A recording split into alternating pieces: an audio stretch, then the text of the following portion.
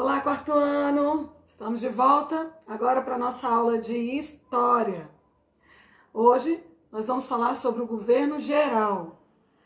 Foram 3 os primeiros governos gerais que nós tivemos. Vamos dar início ao tema relembrando um pouquinho do que nós vimos na aula passada.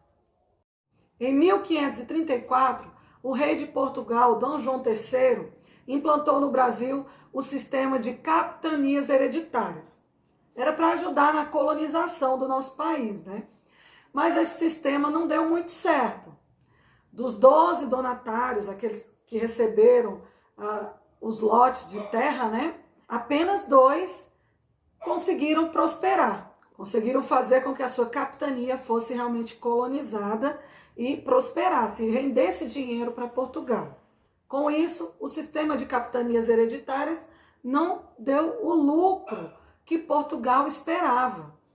Então, em 1548, o rei Dom João III criou o regime do governo geral, que seria responsável por reger todas as capitanias, toda a colônia, todos aqueles pedaços de terra que haviam sido divididos.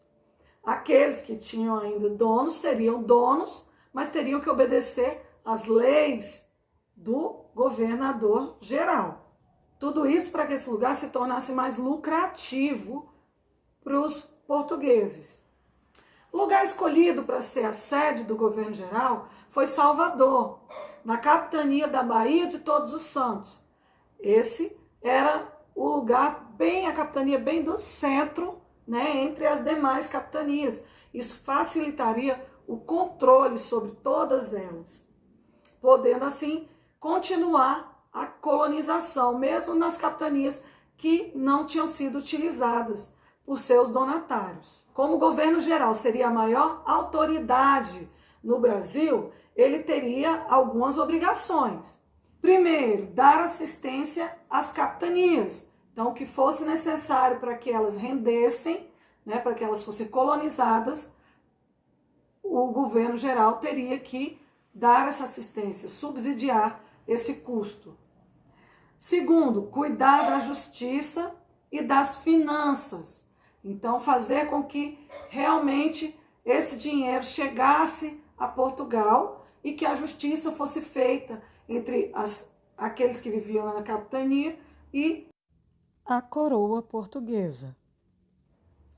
Defender os colonos. Então, defender os colonos dos índios, que ainda brigavam por suas terras, né? Que na verdade as terras eram deles. E defender também dos invasores, aqueles que vinham de outros países que queriam também ser donos do nosso Brasil. Incentivar o cultivo da cana-de-açúcar, que era muito lucrativo, né? Eles conseguiam vender bastante. Com isso, o dinheiro poderia tanto ajudar no crescimento da colônia, quanto voltar, né, parte dele voltar para Portugal, ser de Portugal. Explorar o pau-brasil, que ainda era uma fonte de renda, não tão grande quanto a cana-de-açúcar naquele momento, mas ainda era uma boa fonte de renda. E procurar outras riquezas no interior do nosso território. Então, um governo geral aqui, ele teria mais facilidades, né, para estar encontrando novas riquezas. Então, em 1549, foi nomeado o primeiro governador-geral do Brasil.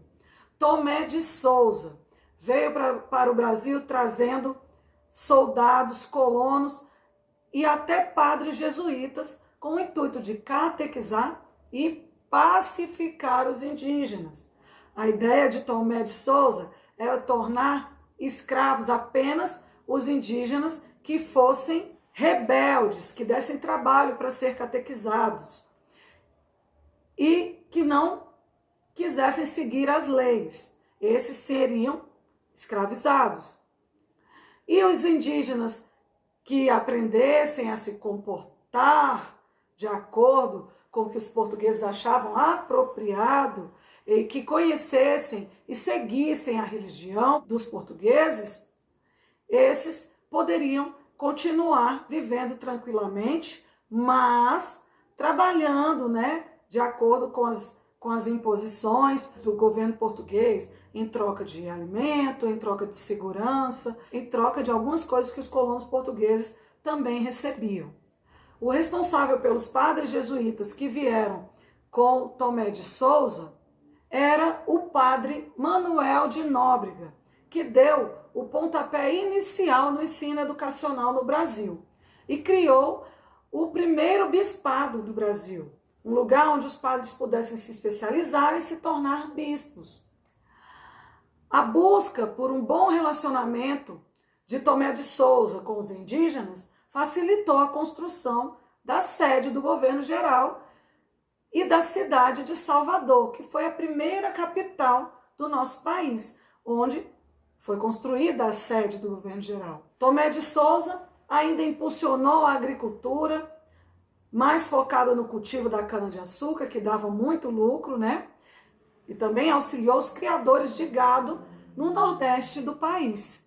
Mas em 1553, o governador Tomé de Souza foi substituído por Duarte da Costa, que trouxe com ele outros jesuítas, entre eles o padre José de Anchieta, que se juntou ao padre Manuel da Nóbrega e fundou o Colégio de São Paulo, criando assim a cidade de São Paulo. Ao contrário de Tomé de Souza, que fez um governo buscando um certo entendimento com os indígenas, Duarte da Costa não foi considerado um bom governador, porque o filho de Duarte da Costa, que se chamava Álvaro da Costa, queria escravizar os indígenas a qualquer custo. Mas existia um bispo chamado Dom Pero Fernandes Sardinha, que protegia os indígenas e não permitia que eles fossem escravizados. Esse desentendimento rolou por algum tempo, e devido a esse desentendimento do bispo Pero Fernandes Sardinha com o filho de Duarte da Costa, o então governador Duarte da Costa conseguiu uma autorização para mandar o bispo de volta a Portugal. Mas essa viagem foi bastante turbulenta e o navio naufragou. O bispo até que se salvou e se abrigou próximo ao território de Alagoas, mas foi encontrado por indígenas canibais da tribo Caetés. Foi então devorado por eles. Após saber da morte de Dom Pero Fernandes, os tamoios, indígenas que eram protegidos por ele, precisaram continuar lutando por sua liberdade. Então, eles aproveitaram os franceses que estavam tentando invadir a costa brasileira, se juntaram a esses franceses para lutar contra os portugueses que queriam escravizá-los. A tribo dos tamoios ficava na região onde se localiza a atual cidade do Rio de Janeiro. Com a invasão dos franceses e a união dos dois, os franceses deram a esse lugar o nome de França Antártica. Isso em 1555. Como Duarte da Costa não conseguiu expulsar os franceses do Brasil, foi então substituído por Mendes Sá em 1558, dando início ao terceiro governo geral no Brasil. Com a ajuda dos jesuítas Manuel da Nóbrega e José de Anchieta, o governador Mendes Sá conseguiu acabar com o desentendimento entre a tribo dos indígenas tamoios e os portugueses. Após acabar com esse desentendimento, com o auxílio de Estácio de Sá, que era seu sobrinho, Mendes Sá expulsou os franceses do Rio de Janeiro. Mendes Sá desenvolveu ainda mais a agricultura daquela época. Fundou naquele lugar o forte de São Sebastião e deu ao vilarejo que foi criado ao redor do forte o nome de São Sebastião do Rio de Janeiro. Esse lugar, como eu já havia dito, veio a se tornar a atual cidade do Rio de Janeiro. Em 1572, Mendes Sá resolveu deixar o governo geral e voltou para Portugal. Mas nesse mesmo ano, ele veio a falecer. O Brasil, então, foi dividido em dois governos. um em Salvador e outro no Rio de Janeiro. Essa divisão não deu muito certo e a capital voltou a ser somente em Salvador. Mas essa já é outra história. Vamos agora para nossas atividades, que serão da página 112 a 115. Questão 1. Sublinhe a resposta adequada para a pergunta a seguir. A pergunta é: qual foi o objetivo de Dom João III quando resolveu criar o governo geral? As respostas podem ser uma dessas três afirmativas abaixo. Você vai sublinhar apenas a correta. Dividir as terras brasileiras com os indígenas, reger e administrar toda a colônia, incentivar a invasão francesa. 2. Marque certo. A sede do governo geral ficava em Brasília, Salvador ou Pernambuco? Marque apenas o correto. Questão 3. Você acha que os colonizados perderam a sua identidade? Os colonizados que são tratados aqui nessa questão são os indígenas. Você acha que todos eles perderam a sua identidade? Que eles deixaram de ser indígenas e ficaram aportuguesados, por assim dizer? O que você acha? Então, coloque a sua opinião a respeito disso, mas em relação ao que foi dito na nossa videoaula e ao que está escrito no nosso texto. Questão 4. Você concorda com o processo de catequização dos povos indígenas? Por quê? Você acha que foi certo os portugueses chegarem aqui e quererem catequizar os indígenas, modificar a sua crença? Diga se você acha que isso foi certo e explique por quê. Ou se você acha que foi errado, explique também o porquê. Questão 5. Complete o quadro abaixo com o nome do governador geral. Então você vai olhar o ano, o período aí em que eles governaram e identificar qual é o governador geral que governou nesse período. Governo de 1549 a 1553. Governo de 1553 a 1558. Governo de 1558 a 1557. Coloque o nome do governador de cada período. Questão 6. Reescreva nas linhas abaixo somente as alternativas verdadeiras. Gente, reescreva. É escrever a frase da alternativa correta inteira. Não é só colocar a letra A, letra B, letra C, letra D. Não. Letra A. Os padres jesuítas, soldados e colonos foram trazidos pelo primeiro governador-geral Tomé de Souza. Letra B. Manuel da Nóbrega foi o primeiro governador-geral do Brasil. Letra C. Em 1555, no Rio de Janeiro, aconteceu a invasão francesa. Letra D. O Forte de São Sebastião foi construído por Mendes Sá. Letra E. Duarte da Costa realizou um bom governo, pois seu filho o ajudou bastante na administração do país. Questão 7. Agora, reescreva as alternativas falsas da questão anterior, corrigindo-as. Então, você vai pegar as alternativas falsas da questão 6 e transformar, colocar ela da forma correta, tá? Dizer quem foi que realmente fez o que está sendo dito nessa alternativa, tá? Então, reescrever ela completa, mas da forma correta.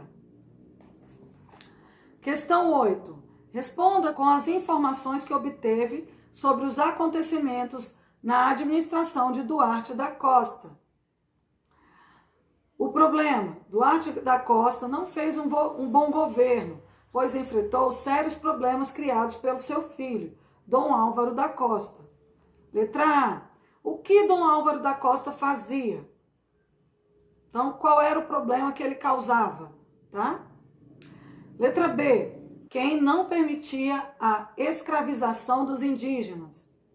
Quem era o responsável por ajudar os indígenas lá a não ser escravizados.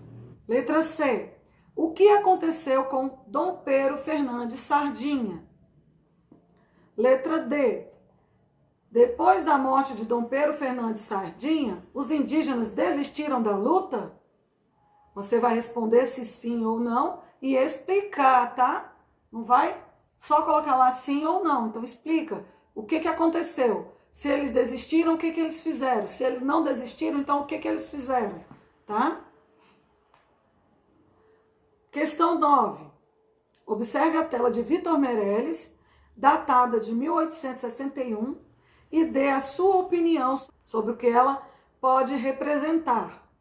Diz aí o que você acha que ela representa. Questão 10. Vamos achar no diagrama abaixo o nome dos 3 primeiros governadores gerais que o Brasil teve. Quem foram, gente? Vamos relembrar? Tomé de Souza, Mendes Sá e Duarte da Costa. Achar aí os 3 nomes completos, tá? Questão 11. Relacione de acordo com a legenda o governo geral com os fatos ocorridos em seu governo. Então, Tomé de Souza será verde, Duarte da Costa será azul e Mendes Sá será vermelho. Pegue lápis de cor verde, azul e vermelho para realizar essa atividade. Em seu governo vieram Manuel de Nóbrega e José de Anchieta e fundaram o Colégio de São Paulo. Seu governo ficou marcado por sérios problemas criados pelo seu filho. Quem foi que fez isso? Qual dos governadores? Pinte com a corzinha dele. Trouxe padres jesuítas para catequizar os indígenas. Criou o primeiro bispado do Brasil, desenvolveu a cultura da cana-de-açúcar e fundou a primeira capital do Brasil, a cidade de Salvador. Qual governador que fez isso? Pinta com a corzinha dele. Em seu governo, restabeleceu a paz entre os portugueses e indígenas, expulsou os franceses do Rio de Janeiro e desenvolveu a agricultura e a pecuária. Quem fez isso? Qual governador fez isso? Pinte com a cor relacionada a ele. Questão 12. Você concorda com a imposição da cultura europeia aos indígenas? Por quê? Então, o que era isso? Era impor que os indígenas vivessem da forma com que os portugueses queriam, ou os franceses também que chegavam e se uniam aos indígenas também queriam impor a sua cultura. Então, isso é o que eles faziam, queriam impor a sua religião, seu modo de viver, de vestir, tudo. Você concorda com essa atitude? Se sim, responda por quê. Se não, responda por quê. Não coloque apenas sim ou não, que a questão não será válida. Tá certo? Meus amores, estou à disposição para atendê-los. Beijo, beijo.